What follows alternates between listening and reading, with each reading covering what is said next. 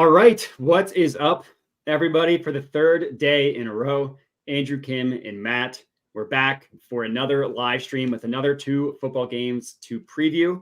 We were just talking before we hopped on, still riding high from yesterday's success. Andrew, how are we doing?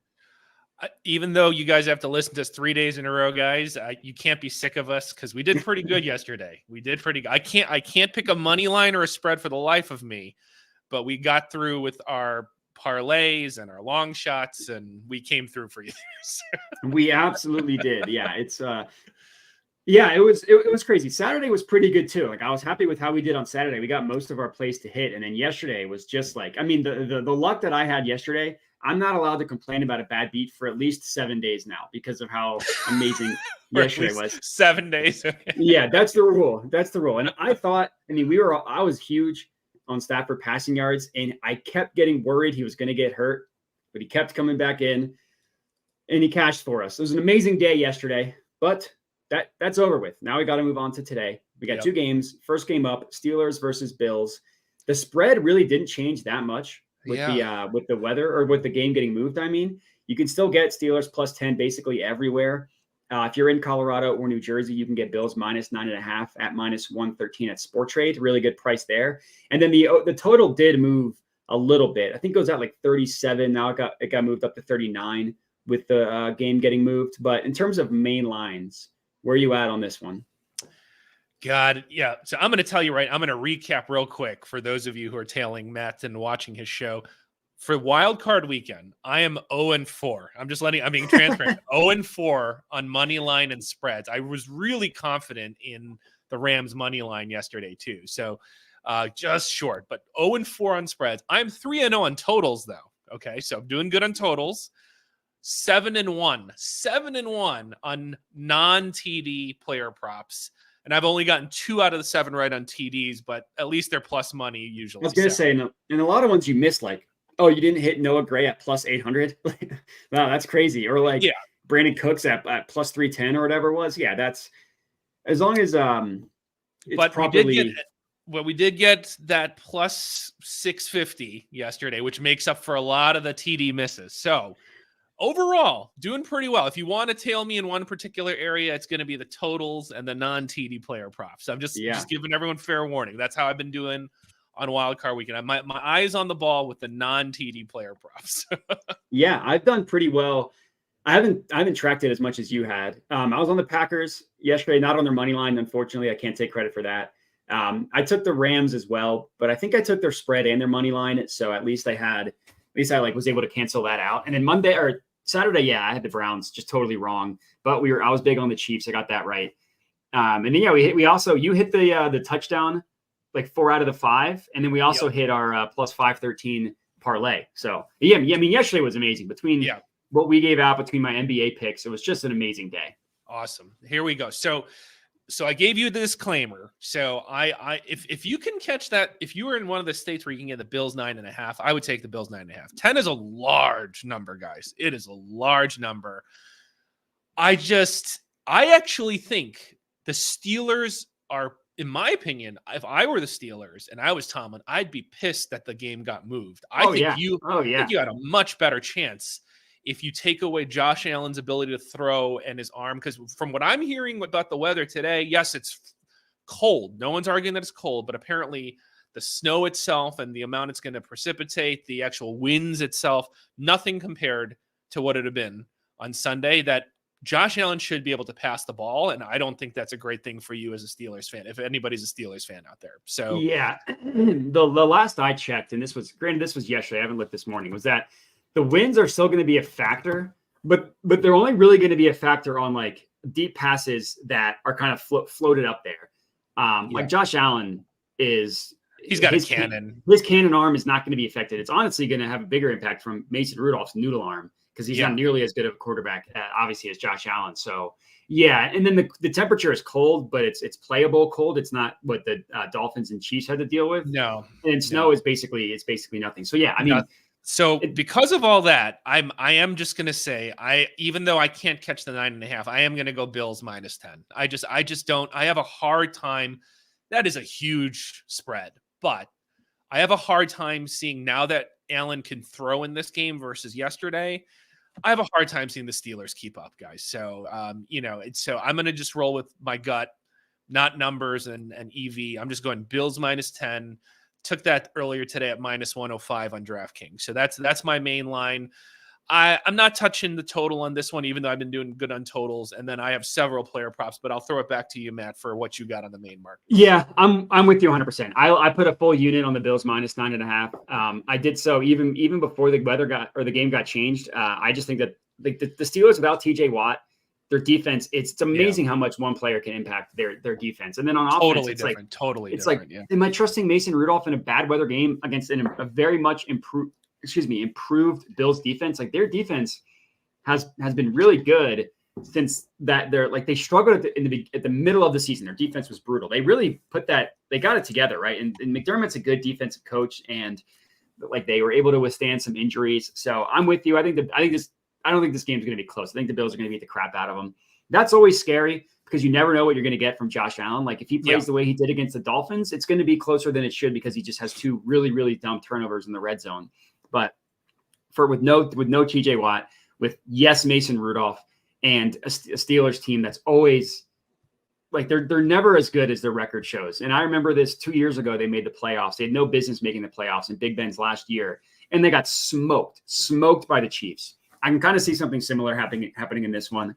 So I'm with you. At this point, I'm kind of leaving the total alone. If anything, I would actually lean towards the over because I don't think the weather is going to have as much of an impact as people think. Yeah. So, and you can get over 38.5 at a couple books. Like FanDuel has 38.5 at -110, which isn't a terrible price. Everywhere else, you're getting 39 or 39.5. That's not necessarily a key number as totals go, so it's not a huge deal. But if I had to lean towards the total, I would actually lean towards the over. Gotcha.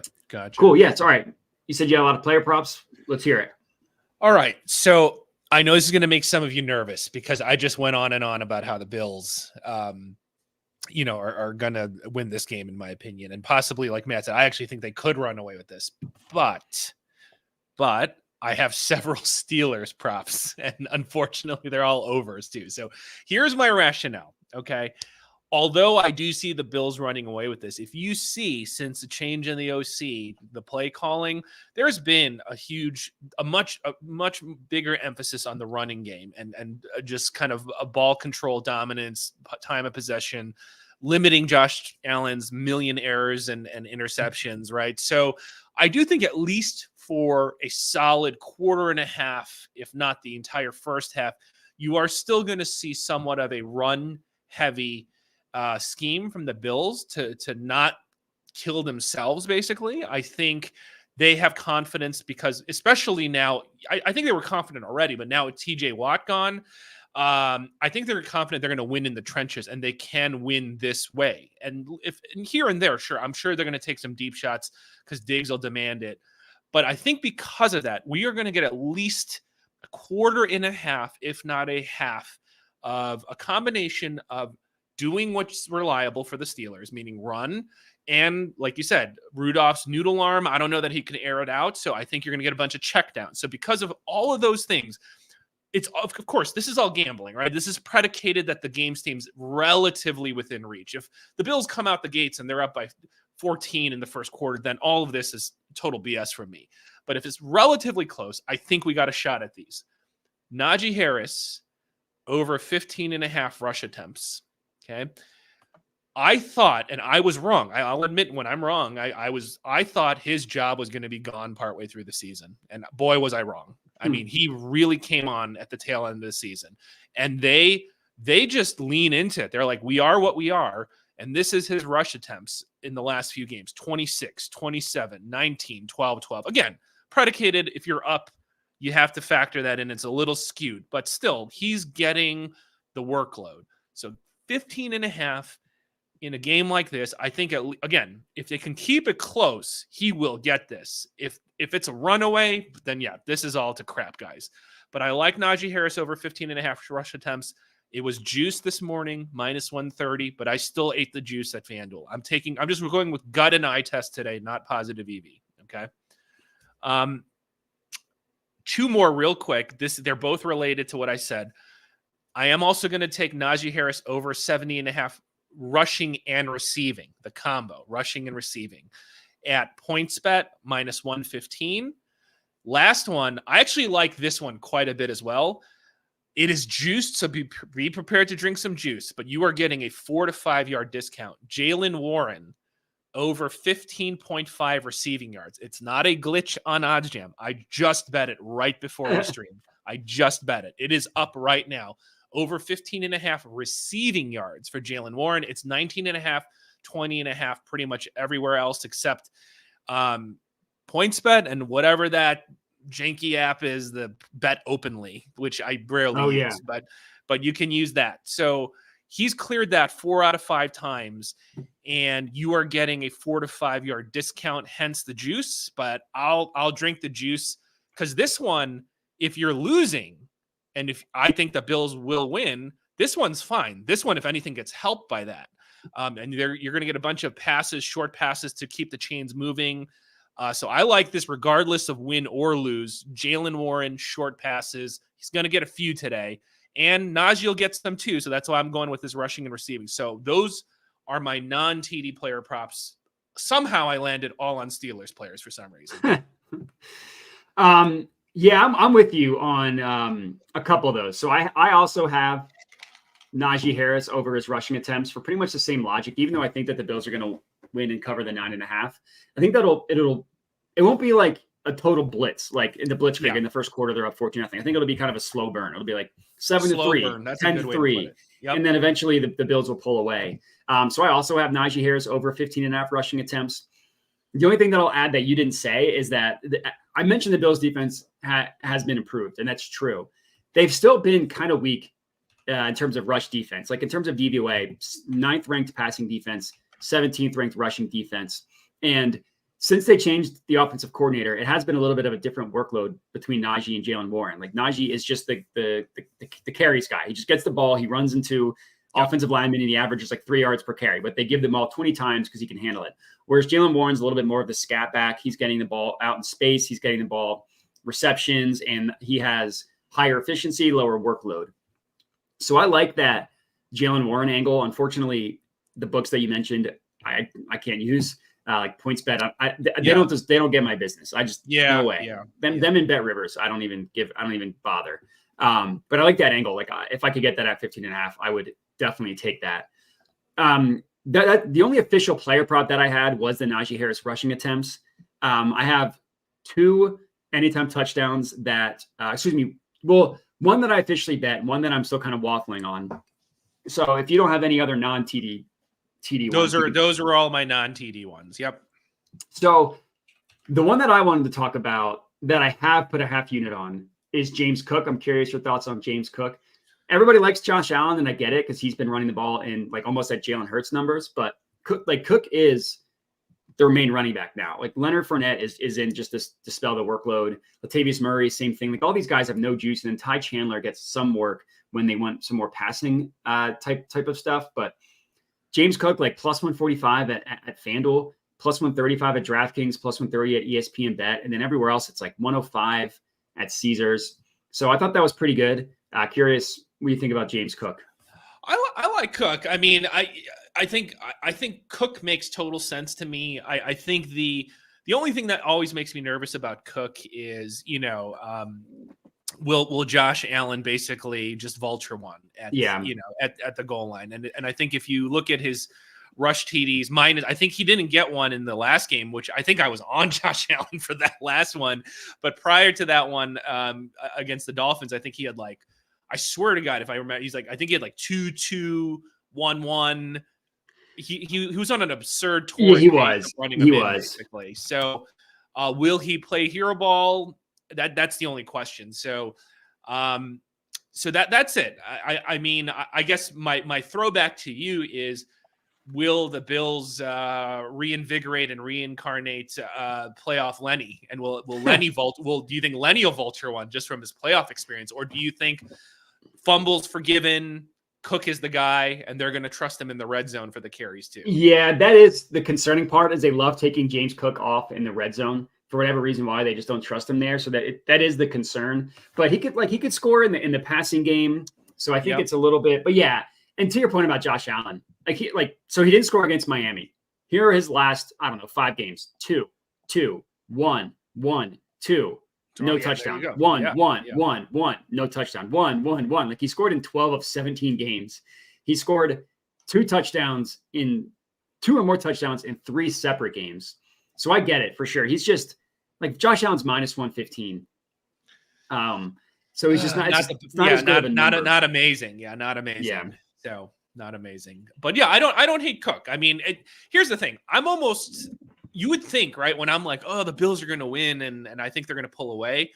I'm almost dizzied by the theoreticals of who's going to score for the Bills. Like, I feel like I could make a case for, Shakir to score, for Diggs. I mean, I'm almost so dizzy by how they could score that I don't think it's going to be like some like massive high scoring game, but I'm just saying they could score in so many ways that it made it hard for me to even pick a Bills player to score. But yeah, James Cook, Josh Allen, I think those are the obvious ones, especially with how Diggs has just kind of fallen off and been frustrated. Watch, he scores 3 TDs today, but watch. But But I would say I would roll. I don't have anything right now for a Bills anytime, but I would go Cook, Allen. One of the two are the obvious ones. I wouldn't hate anybody for doing that. So the Bills are kind of like the Eagles, where it's like the quarterback is going to get probably 2 touchdowns.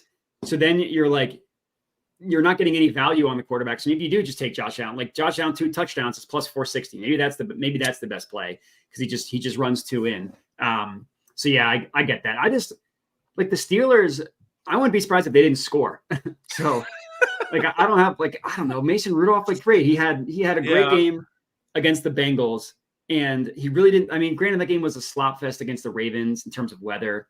But still, like we've seen enough of Mason Rudolph. Like I know exactly what Mason Rudolph is. So I wouldn't be surprised if the Steelers are barely even able to score. So I didn't have anybody on the Steelers. But anyways, I'm curious what you have for anytime touchdown. I only have one. And again, I'm putting all my eggs probably in the wrong basket. But if you're going to score, I mean, and I probably missed it. I'm assuming I didn't even do the line history. I'm assuming it was maybe even closer to 200, but I just took Najee Harris to score plus 180 at ESPN Bet, a widely so that's pretty good. I mean, again, I'm worried. Will they get more than a couple red zone trips? I'm being honest. I don't know if they're going to even get to the red zone maybe more than 3 times. Yeah.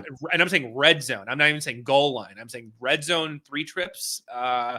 That's my approximation. So of those 3 trips, can you punch it in once with Najee? I actually would have liked to have gotten this at like plus 230, plus 240. Then I would have been like, that's actually pretty damn good value. But your main weapon right now, in my eyes, your main weapon at plus 180 to score 1 in, I'll take it. I'll dabble. I'm not going to go nuts on it. I'm going to put, I'm going to put 1 unit on it because I feel like that's their main threat. So I don't really see Pickens burning them.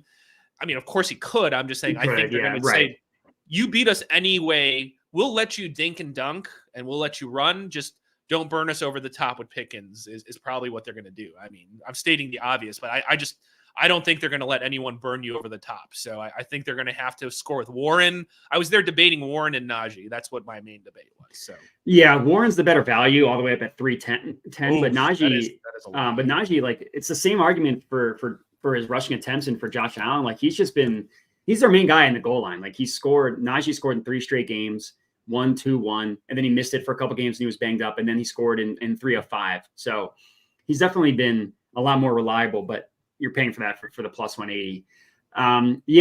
Both these games, like in terms of my official plays that I gave out on YouTube, I only had 1 pick for each because it's like this game I don't trust because A, weather could still be a factor, and B, it's like the Steelers offense.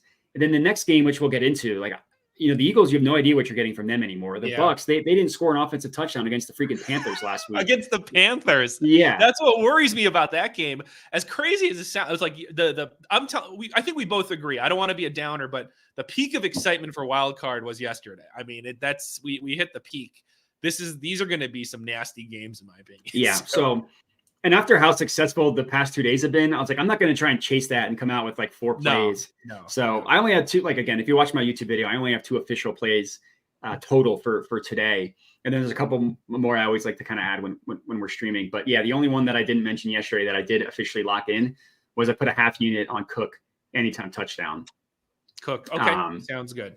So yeah. All right. Well, anything left for this game? No, I got a few for the next one. And then following your Cook angle, though, at the end, we'll save a few minutes. I got another one of those like 4 out of 5 debates for you. Sure. And it probably, I'm already leaning towards doing one of the ones with Cook. So I'll give you a couple options and we'll pick one. So sure. All right. Next game, Eagles versus Bucks. I think the only away team that's been favored in all of these games, I think, is the Eagles, which is kind of funny because they're like in terms of how they've played recently, they're the worst team heading into the playoffs, and yet they're still favored. Yeah. You can get them at -2.5 if you want at Sporttrade at -120. The Bucks, and basically majority of sportsbooks is Bucks +3, and they're best offered at +3 at -112 at DraftKings with an over/under of 43. So everybody knows how I feel about the Eagles. I think they stink. But I'm curious what you think about main lines on this one. Oh, I'm going to tell you right now, I'm not touching the main lines. So I'm just saying this one is one of the most challenging ones for me to read. If I was going to play a main line, I would actually go Eagles -2.5 and just live with it. You're giving me the Eagles. Yes, everything Matt said. Horrible, horrible form. Worst way you could limp into the playoffs. Problems, injuries, all of the above. But man, if you're playing against a hobbled, Baker Mayfield with a non-existent run game, a team that will let you throw on them and they're okay against the run. There are so many holes in this game. And I'm sorry, if you saw the eye test and I was high on the Bucks playing the Panthers in like a must-win situation, and that's what you did in a must-win situation. Like that's what your rise to the occasion thing is. So I actually think the Bucks are in just as a bad place as the Eagles are. They're both these teams. Yes, prior to that stinker, they were in good form, but there's a lot of gaping holes from a talent standpoint on the Bucks, in my opinion. So I do think this is going to be a close game. I do think it's going to be an ugly game. I'd probably lean Eagles, but my main play on a main market is the under, and I do feel good about that. So I'm going under 43.5, -110 either at PointsBet or DraftKings. You can do either one. I'm going under 43.5 because I do think, the finger, no AJ Brown. It's going to be tougher for Devontae. So who's going to step up? Julio Jones, all these random dudes. You're going to have to dink and dunk. You're going to run. You don't want to make any errors. Drain the clock.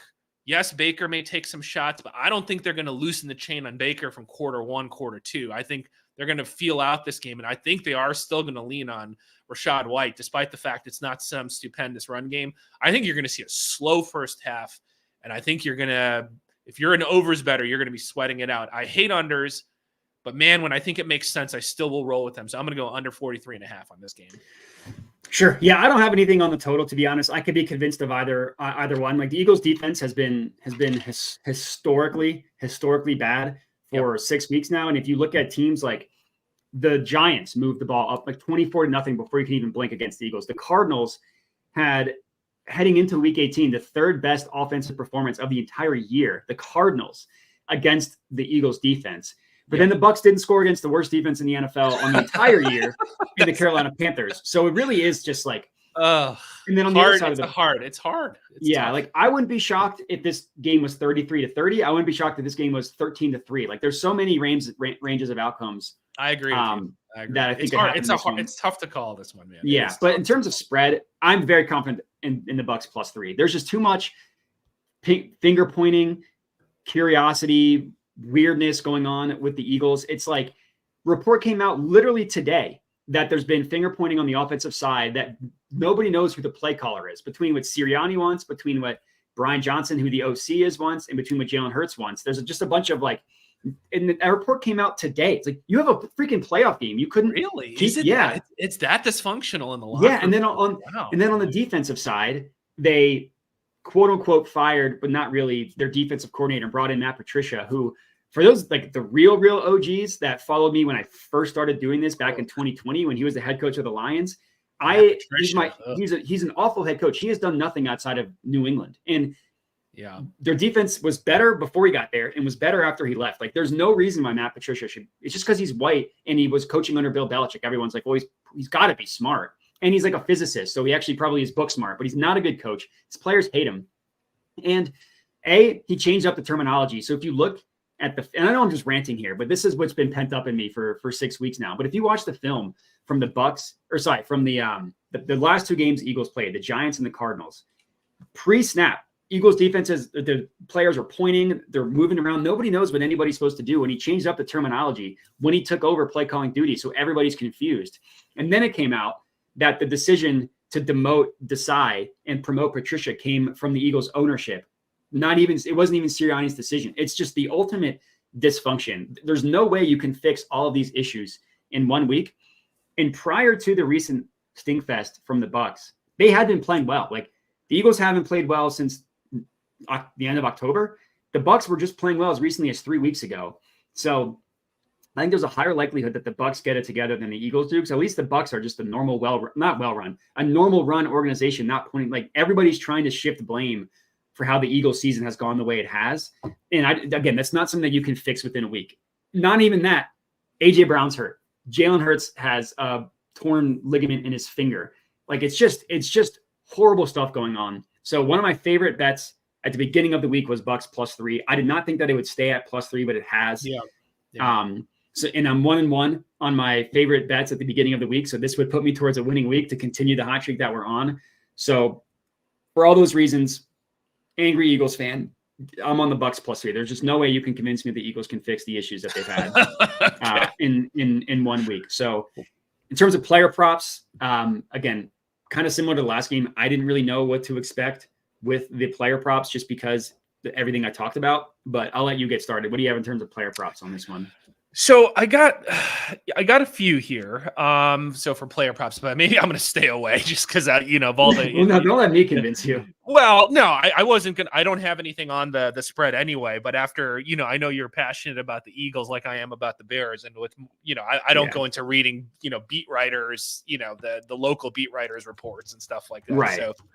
But that does not sound very, good for the Eagles' morale in the locker room. Not that's how we should predicate our bets, but I mean, it's like, it's important information. Like a report coming out the day of a playoff game, like that's just whoever, that's Sirianni or someone trying to get out ahead of it. Like, heads are going to roll in the offseason. I'm trying to get ahead of it. So, anyways, go ahead.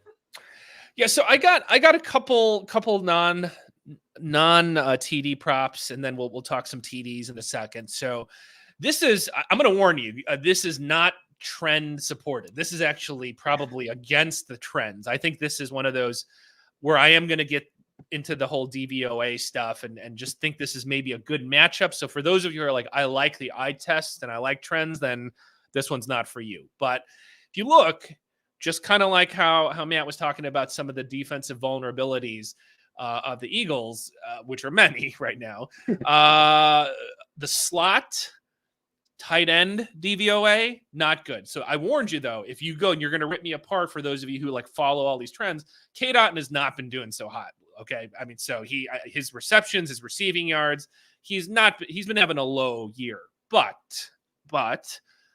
the Eagles are not good against this spot. It's and how they line up K. Dotton. I think this might be a place where we can get a buy low. So this is a buy low. So if you believe in these metrics and if you believe the Bucs will actually scheme towards some of the specific weaknesses of Philly, I think K. Dotton has a shot to have an okay day today.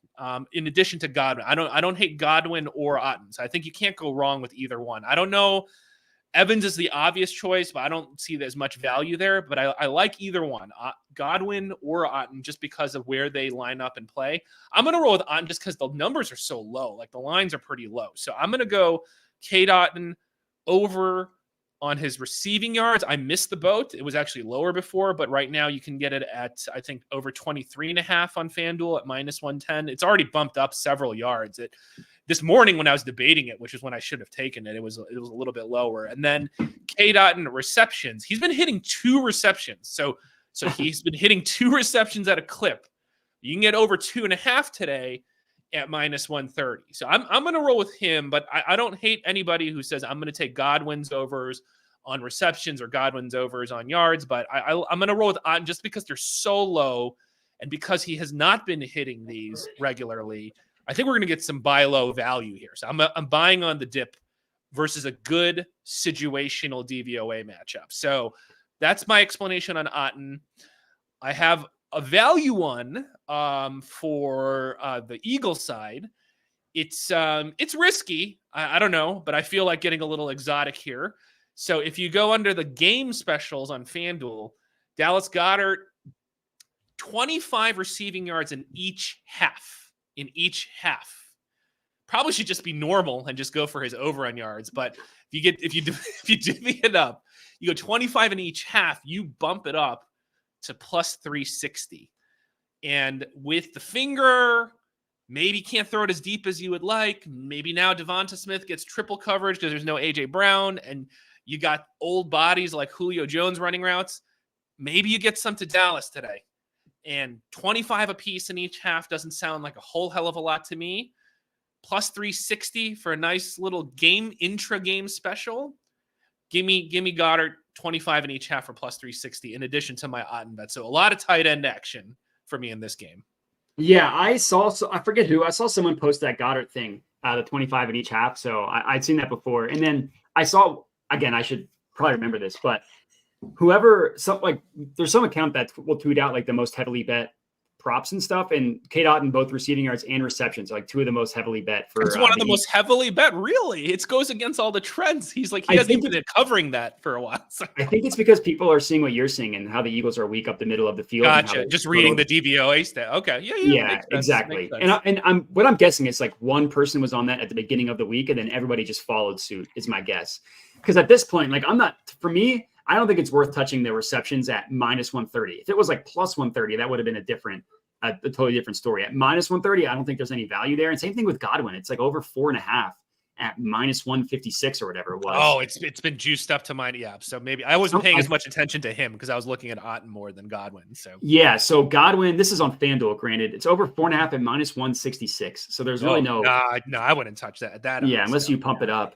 The player prop that I like is Julio Jones, over 17 and it was 17 and a half.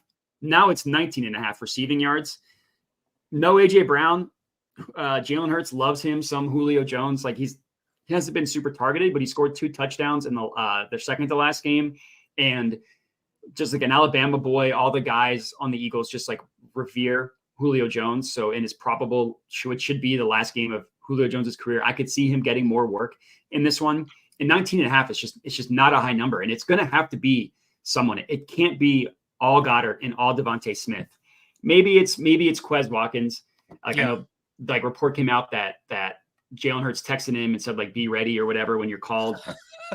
His number is also at 17 and a half. I'm not a Quez guy. I think he's a negative player. Like he just doesn't make plays when they're coming to him. And I just don't see that.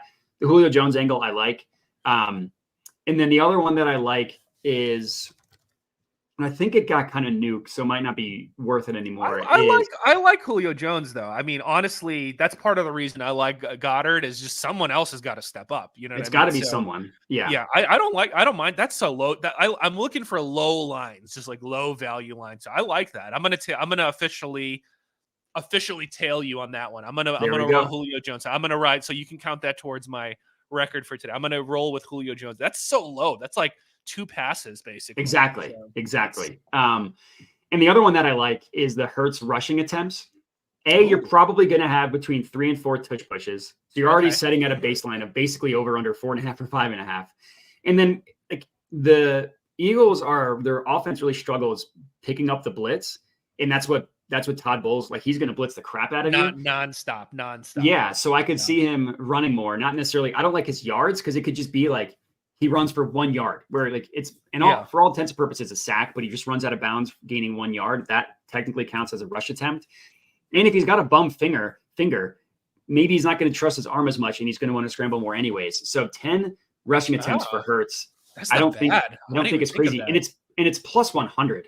Plus 100. Yeah. And he's gone over, like he's had 10 or more rushing attempts in 8 games this year and 8 of 16, if not counting the game last game where he was like, they took him out even before halftime.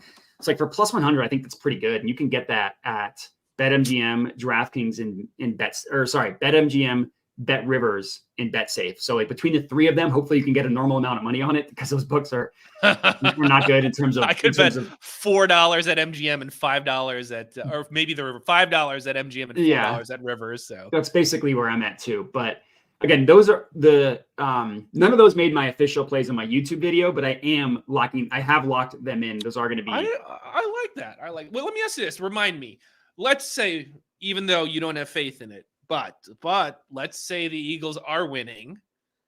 Do the kneel downs count as a rush attempt, or those don't count as a rush attempt? No, those count. Those count. So for those of you Eagles faithfuls, that makes over 9.5 even sexier. That's I mean, like I said, you're already starting at a baseline of probably 4 to 5 rushing attempts just from pushes alone. Yeah. So yeah, like I kind of like that. I kind of like that one. All right. In terms of anytime touchdowns, what do you got? Oh man, anytime touchdown. Let me just pull up what I had on my bets here on my tracker. Oh, I'm nervous about this game. I think it's going to be a very low scoring game too. I mean, like you said, it could be high, it could be low. I didn't want to go all in on Otten, so I am going to go Godwin, because I think it's to me it's going to be Godwin, Evans. I think Otten's a sneaky one, so I'm going Chris Godwin at plus 250. I think that's pretty good for your number 2 threat, in my opinion. So give me 1 unit on Godwin at plus 250 on DraftKings to score. Yeah, I thought about Godwin, but he scored in like 3 games this year. Yeah, almost none. Yep, exactly. Yep. Even though this is square and it's chalk, I went with Mike Evans. He's just. I don't blame you. I don't like blame he you. Scored the first time these two teams played when the Eagles were actually good. Baker Mayfield loved targeting Mike Evans, and I don't trust his yards just because you don't know how healthy basically anybody's boomer bust for him with yards. These past 2 weeks have not been good for the Bucs offense. He didn't score in either of them. Prior to that, he had scored in 6 of 7 games, and on the year he scored in 11 of 17, and then 11 of 15 heading into this 2-game stretch where the Bucs offense has struggled. So it's plus 110, so it's not a great value, and it's probably pretty square. Like I haven't seen a ton of people on it, but I mostly try to avoid as much Eagles media as I can at this point. And then on the Eagles side, like you're not getting any value with Hurts. He's best offered at minus 125. If you want to take Hurts, you're better off just taking 2 touchdowns, because you can get that up at plus 470 for him to score twice. Outside of Hurts, there actually is really good value. Like Goddard plus 250. And then DeAndre Swift plus 200. Devontae Smith is plus, where'd he go? Plus 200. Like you're getting the 3 main weapons outside of Hurts all in the plus 200 to score. I didn't know which one to choose, because DeAndre Swift seems to be just addicted to getting tackled at exactly the 1 yard line. Yeah, that's funny that you point that out. He is actually.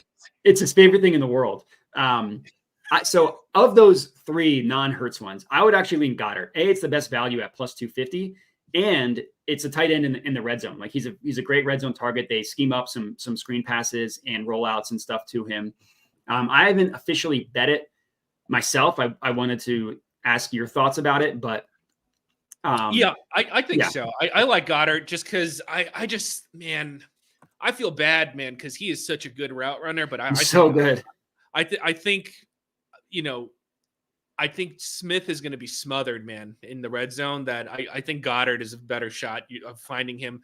I think there's enough motion and trickery. You can line him up. It's going to look like he's going to be just in blocking mode. I mean, I think there's multiple ways you could employ Goddard there in the red zone. It's so versatile that, man, I think you're getting great value at those odds. I like the Goddard move. So I'm going to probably sprinkle with you just because I thought the same thing. There's no value in Hurts unless you want to do some weird 2 TD thing or something, which is risky as hell. I just worry about Smith just being triple teamed, literally like that. I don't know. I mean, you'd have to bump up the odds even more for me to be enticed by Smith right now. So I like Goddard. I think it's right in the middle, not super high risk and very realistic, and you're getting mid-level value. I like it for all those reasons. So I like Goddard there. Yeah. The only other one was, if you like the Julio Jones angle, he's plus 400. Well, yeah. I mean, if there's any day, today's the day when you have limited weapons as an Eagles team. So, I mean, Yeah, and if you today's the really, day to take some dart throws, basically. yeah, So, if you really want to get spicy, he's plus 4,300 for 2 touchdowns, which he did do just a couple weeks ago. did he? Did he? I Yeah, can't he even scored remember. twice against the Cardinals. He scored twice Against the Cardinals. Okay, yeah. So, all right, but that's every official play that I have. I think you had a touchdown one that you want to talk about that combined both games. Yeah. Here, let's do it. I won't waste too much time, but I was looking at some, and since you were kind of, talking about Cook and, I think even you talking about Evans, there's a couple of options here. Okay. So let me read off a few to you. Again, same thing. You need 4 of these. Okay. So here's one that involves Cook and does not involve Swift. Let me see if this entices you. Okay. There's James Cook, which is appealing, Najee Harris, Mike Evans, which should appeal to you, Devonta Smith, Rashad White, not so enthused. Those are the 5 guys for plus 950. Plus 950. Wow. So again, let me read it off. James Cook, which we both seem to kind of like. Najee Harris, that's iffy, but he's their main weapon. Mike Evans, Devonta Smith, and Rashad White, which I'm not so thrilled about that one. But plus not the worst. 950? Plus 950, but 4 out of those 5 have to score. That's pretty good, honestly. I mean, you're not going to have as many touchdowns as yesterday. Like the Packers put up 48 points. Granted, Aaron Jones had 3 of them, but like if you were to just list who are the top 5 most likely players to score today, you're taking out Hurts and Allen because those are the two most likely. Other than that, I mean, that's not bad for 950. I mean, I've done a lot worse for plus 950. Here's a different variation that maybe this is the one you might want to debate, and then we'll end it and we'll pick one. Is this one takes away Najee Harris? So if you're like, man, the Steelers aren't scoring, then here's a variation. Maybe you like this one better. First 3 are the same. Rashad White, which I'm like, James Cook, great. Mike Evans, great. Stephon Diggs and Goddard. I would honestly probably lean the first one because even though we don't like the Steelers, I think Najee and Devontae Smith are more likely to score than Diggs and Goddard. There you go. Because those are the only 2 differences, right? And it wasn't a huge difference. It was plus 1,100 versus plus 950. So, all right, I'll put a couple bucks on that bad boy. Why not? You cashed it yesterday, so. Okay. All right. I'll go on that one as well then. The 950 one sounds good. All right. So that's everything in terms of our official plays. Now we all know the drill. 2 parlays, 1 total crazy long shot, 1 a little bit safer. These games are terrible, so it's not like even the safe one isn't going to feel super safe. Honestly, what we should do for our safe one is Jalen Hurts anytime touchdown. Josh Allen anytime touchdown. I like that. Yeah, I like both are the likeliest scorers in my opinion. So yeah, granted that parlay is not ideal, but and then another one from I'm not sure what the third one is, but excuse me. Those 2 as a baseline is pretty good. So what do you like outside of those 2 anytime touchdowns? What's another safe parlay piece? Oh man, I think we could take Bills alt spread. I mean, you could throw in Bills minus 6.5 under a key number. I don't know if that adds much value though, honestly, because it's pretty juiced. I'm assuming. Yeah, that's not. I mean, that's a terrible price. I mean, it doesn't add. Forget it. Yeah, we'd have to take the Bills if we got that like minus 10. Even that's a terrible. I mean, these books should be ashamed of themselves for some of the prices they give you for these correlated same game parlays. I'm trying to think here. So I think we should do. Yeah, go ahead. A Bucks or Steelers prop because anything we do with the Eagles or the Bills is not going to be worth it because of how much these sports books nuke same game parlay odds. Okay.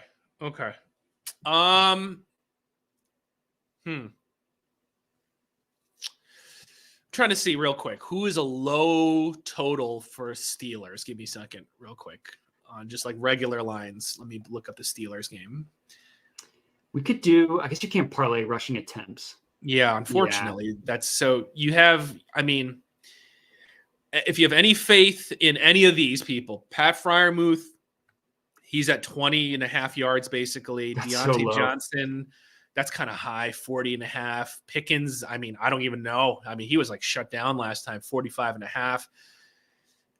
Allen Robinson, God, I don't know. Allen Robinson, I don't know how many snaps he got. That's the only problem because he didn't. Yeah. His is at 10.5 yards, but I don't even know what his snap count has been lately, honestly. So I kind of like, I know it's not as good as what you got. I kind of like the Jalen Warren receiving yards, even though it's 18 and a half. Yeah, no, I like it. I like it. I like it. Let's do that because that's a couple passes. That's a couple it's still pretty gross odds at plus 448, but whatever. I mean, two plays that are pretty likely to hit, and the quarterback anytime touchdowns, and then the Warren receiving. Okay, so that's one from there, and then we need a Bucks prop. You said, right? Say let me go look on that one real fast. Bucks. No, I think we're good with these three. If we want to make it safer. Oh yeah, no, that's fine. That's fine. I'm good with those three. Right. That already gets us close to 500 almost. So yeah, so all right, that'll be our safe one. Hurts anytime touchdown, Allen anytime touchdown, Warren over 19.5 receiving yards. And now if we want to get crazy. Okay. All right. I kind of like you said, Khalil Shakir anytime touchdown. I kind of like that. Okay. I like it. And then you like Kate Otten. I know you have a lot of stuff on him already, but should we add? But yeah, but no, I didn't. Yeah, but you know what? This is the crazy one. Because I think he was last time I checked. Well, he's like plus 400 or something for a score, right? 470. Oh, even 470. Okay, 470. All right. So you got him at 470. So that's two. That's Khalil Shakir, Kate Otten. That's already getting us to plus 2,400. So if we had one more longer shot, maybe like, if we want to not have a Hurts touchdown, we already have that in one. And DeAndre Swift is plus 200. We could get like Kenny Gainwell for plus 500. I was about to say, how about Gainwell? Yeah, I mean, I actually don't think it's absurd because Gainwell should get some short passes at the very least, right? Yeah, and if Swift gets tackled at the one and they give it they give it one play before they push the Hurts's tush, then it could be and they seem to like Kenny Gainwell for whatever reason. Those three plus 13,000. Oh yeah, that's healthy. That's a healthy plus 13. $5 to win about 650 just for three measly touchdowns. Okay, that's not asking for the world for three of these guys. No, we're not asking for. Right now, this is our last stream for the weekend, so I have to mention it. It's not every team kicking a field goal. That's for sure. It's not that. Okay. Yeah, I like it. I like insane. Why not? We have a safe one. I don't think anyone would be like, oh my God, like Hurts and Allen to rush one in is like absurdly difficult. So those are two very reasonable scores. And Jalen Warren to catch like 3 dump off passes. That's a very reasonable, even though it involves TD scores, it's like probably one of those most reasonable ones you could think of. So this is the exact opposite. So yeah, one high risk, one low risk. No like players are more automatic to score aside from like Christian McCaffrey than both Josh Allen and Jalen Hurts. You know what I mean? Exactly. Cool. So, all right. Well, I like it. It's tough to follow up yesterday, but let's hope we can do so. Appreciate everybody for tuning in. 3 full days this weekend. It was a marathon, but it was very fun to do so.